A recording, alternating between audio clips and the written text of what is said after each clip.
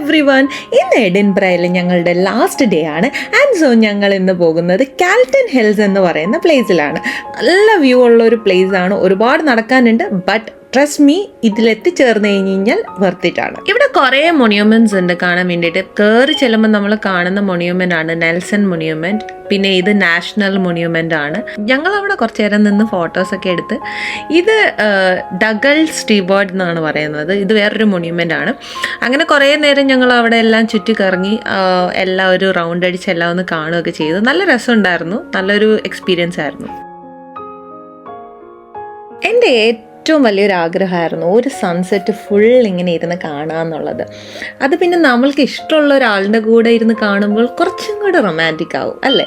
And this was really peaceful. ഒരു ടെൻഷനും ഇല്ലാതെ ആ സൂര്യൻ ഇങ്ങനെ താന്ന് പോകുന്നതാണ്. നല്ല ഭംഗിയായിരുന്നു. ഞങ്ങൾ ഫുള്ള് ഷൂട്ട് ചെയ്തു. അവിടെ എല്ലാവരും കുറേ പേര് വന്നിങ്ങനെ ഇരിക്കുന്നുണ്ടായിരുന്നു ഇത് കാണാൻ വേണ്ടി മാത്രം. ഒരു പ്രത്യേക ഒരു ഫീലായിരുന്നു. എന്താ പറയുക, ഒരു #പീസ്ഫുൾ എന്ന് വേണമെങ്കിൽ നമുക്ക് പറയാം.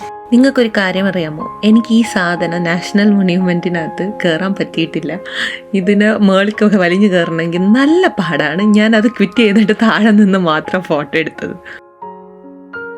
എല്ലാം കഴിഞ്ഞ് നമ്മൾ ഇറങ്ങിയപ്പോഴാണ് നമ്മുടെ റോയൽ എഡിൻബ്ര മിലിറ്ററി ടാറ്റൂവിൻ്റെ പ്രോഗ്രാം കണ്ടത്.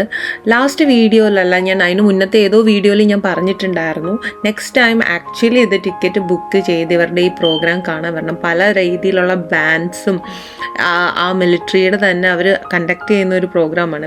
ഒരു ആനെ തിന്നാനുള്ള വിശപ്പുണ്ടായിരുന്നു. നമ്മുടെ മലയാളി ഫുഡ് കഴിക്കാനുള്ള ക്രേവിങ്ങും കൂടി വരുന്നുണ്ടായിരുന്നു. 2 ദിവസമായി കഴിച്ചിട്ട് മലയാളി ഫുഡ്.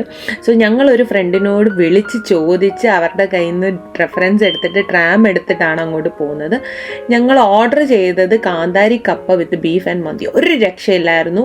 UK വന്നിട്ട് ഞാൻ കഴിച്ചതിൽ വെച്ചിട്ട് ബെസ്റ്റ് മന്തി എന്ന് വേണമെങ്കിൽ പറയാം. Restaurant name Makkani Indian Arab restaurant ആണ്. അപ്പോൾ ശരി, ഇന്ന് ഇത്രയൊക്കെയുള്ള വിശേഷം. അടുത്ത വീഡിയോയിൽ കാണുന്നത് വരെ ശുഭദിനം.